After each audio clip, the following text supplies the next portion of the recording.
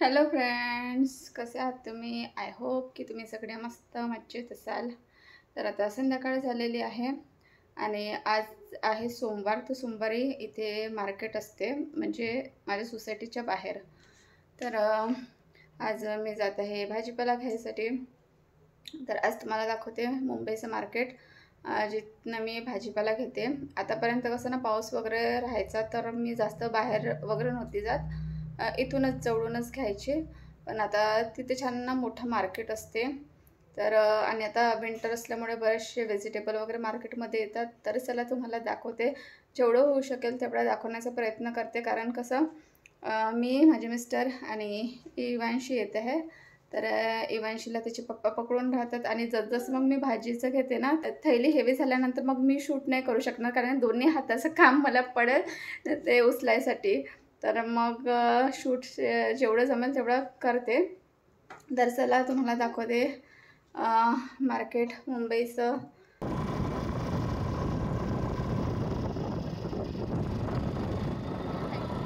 Market माझ्या घरापासून जवळच आहे, म्हणजे गेटच्या बाहेर, जे आमच्या सोसायटीचं मेन गेट आहे त्याच्या बाहेरच मार्केट भरत असते.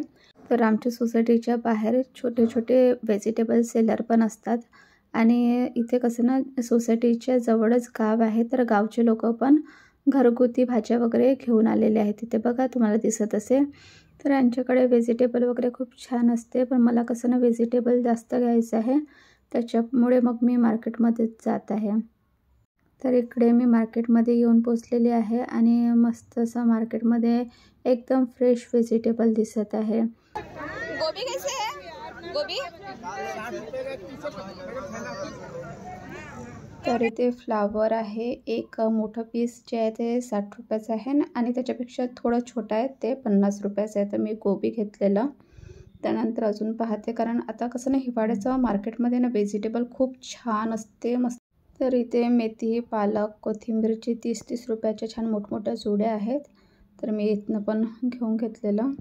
त्यानंतर आता पुढे पण आहेत भरताचे वांगे दिसत आहे, मस्त असे वांगे आहेत. 40 का आधा किलो. हा चांगला आहे. हा येऊन दे ना, मोठं आहे ना. तर 40 रुपयाचे अर्धा किलो वांगे घेतलेले मी, आणि हिरवेच घेतले, मला हिरवेच आवडतात.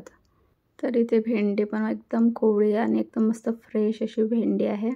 तर भेंडी पण घेतलेल्या अर्धा किलो 40 रुपयाच्या. मार्केट खूप छान आहे, म्हणजे व्हेजिटेबल वगैरे ना एकदम फ्रेश आहे इथे.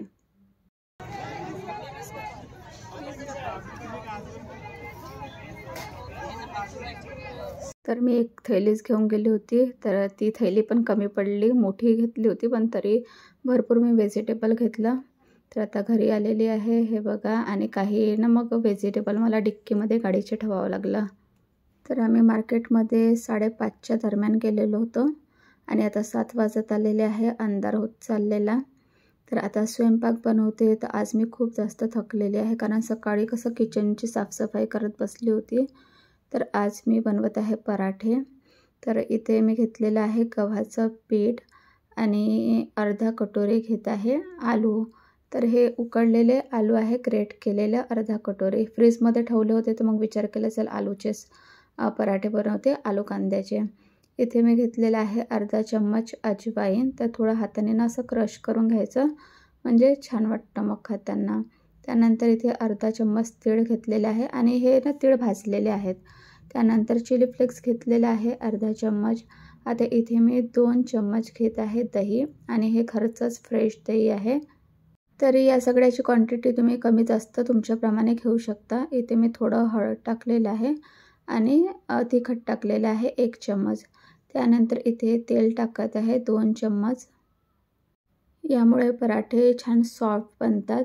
आणि इथे आता टाकत आहे मीठ, चवीपुरतं मीठ टाकायचं. आणि भरपूर असा हिरवा कांदा टाकत आहे. आताच मी मार्केटमधून घेऊन आली, तर छान वॉश केलेला आणि छोटे छोटे कट करून यामध्ये टाकून दिलेलं आहे. तर आलू आणि कांद्याचे हे पराठे ना खायला खूप छान वाटतात, झटपट बनतात. तुम्ही हे पराठे मुलांना टिफिनवरती पण देऊ शकता किंवा कणिक जर अशी मळून तुम्ही फ्रीजमध्ये ठेवून दिली आणि दुसऱ्या दिवशी जर टिफिनसाठी बनवायचं असेल तर ते पण बनवू शकता. म्हणजे जास्त वेळ नाही लागत. आता ना स्टफिंगचं जर करायचं असतं, स्टफिंगवाले पराठ्याला वेळ लागते, म्हणून मी झटपट असेच पराठे बनवत आहे आणि वरून तेल लावून घेतलेलं. तर कधी-कधी असते ना खूप थकवा आलेला असते, काही करायची इच्छा नसते. पण जोपर्यंत आता मी स्वयंपाक करणार नाही, स्वयंपाक तर काही दुसरे कोणी करणार नाही आहे, मलाच करावं लागलं असतं. आणि त्याच्यामुळे मग विचार केला की पराठेच बनवून घेते.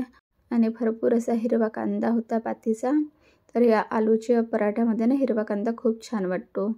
तर आता मी पराठे बनवून घेते. तर अशा प्रकारे छोटे-छोटे गोले घ्यायचे आणि लाटून घ्यायचं. मग तेच आपले चपातीप्रमाणे जसं पण तुम्हाला छोटं-मोठं लाटायचं असेल तसं तुम्ही लाटू शकता. तर मी चपातीप्रमाणेच लाटलेलं आहे. जास्त काही खूप पातळ पण नाही करायची आणि खूप जास्त जाड पण नाही ठेवायची. सेम आपल्या चपातीसारखीच. आणि तवा गरम झाल्यानंतर दोन्ही साईडनी पकू द्यायचं. तर यामध्ये तुम्ही तेलाचा वापर करू शकता, घी किंवा मग बटरचा पण वापर करू शकता. तर मी इथे ना तूप लावलेलं आहे, कारण आलूचे पराठे मुलांना खूप आवडते आणि माझा मुलगा ना व्हाईट ऑनियन असल्यानं ते खात नाही. पण असे जर आता मी ऑनियन पराठ्यामध्ये टाकून देईल ना तर तो खाऊन घेईन, कारण की त्याला माहीतच नाही राहत की हे ऑनियन आहे बा म्हणून हिरवा, तर तो खाऊन घेतो मग. तर हे बघा आमचे पराठे तयार झालेले आहे आणि इशींना मी बनवत होते गरम-गरम आणि तो खात होता. तर त्याचं झालेलं आहे जेवण. तर मी डिनरमध्ये आज बनवले पराठे. तर आता आम्ही पण खाऊन घेतो, कारण खूप वेळ झालेला आहे आणि मला भाजीचं वगैरे पण कट करून फ्रीजमध्ये भरून ठेवायचं आहे. आणि हे बघा मस्त असे सॉफ्ट पराठे झालेले आहेत, झटपट पण होतात आणि खायला पण टेस्टी वाटतात. तर याच्यासोबत मी घेतलेलं आहे दही. त्यानंतर इथं आंब्याचं अचार आहे आणि एक चटपटीत स्पायसी अशी चटणी बनवलेली आहे, ड्राय चटणी आहे. तर ती आणि पराठेसोबत ही चटणी खूप छान वाटते.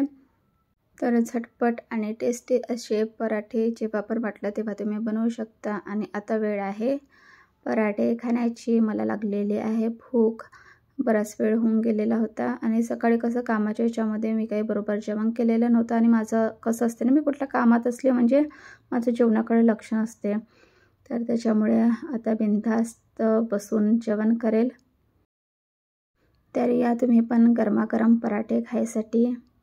डिनर झाल्यानंतर परत सर्व व्हेजिटेबल कट करायचे आहेत मला आणि फ्रीजमध्ये ठेवायचे, कारण बरंचसं मी व्हेजिटेबल घेऊन आली आहे ना. तर जर असेच ठेवेल तर ते फ्रीजमध्ये मावणार नाही. त्याच्यामुळे हिरव्या भाज्या वगैरे आहेत तर त्या सर्व मी आत्ताच तोडून घेईल. आणि उद्या इशिनला सुट्टी आहे, त्याच्यामुळे थोडं लेटही झोपण्यात झालं तरी काही प्रॉब्लेम नाही आहे. तर टेस्टी असे पराठे झालेले आहे, खूप छान वाटत आहे. तर नेक्स्ट व्हिडिओमध्ये भेटूया. तोपर्यंत बाय.